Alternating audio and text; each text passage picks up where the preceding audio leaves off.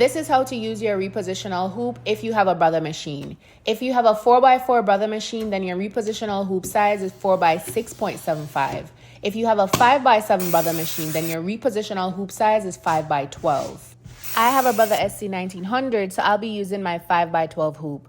Now your hoop will come with 4 knobs at the side. The first and the second knob would be for the left or the top part of the design. The second or the third knob would be for the middle, and the third and the fourth knob would be for the right. My design was split in 2 parts, so I'll be using the first and the second knob for the left side of the design, and then the third and the fourth knob for the right side of the design. Now here are the 2 parts that the design was split in. We're going to start with the first one.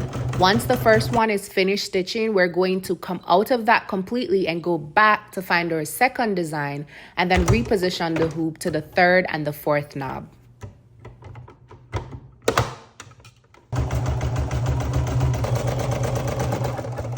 And that's it. All you need to do is reposition your hoop when you're using my repositional hoop designs.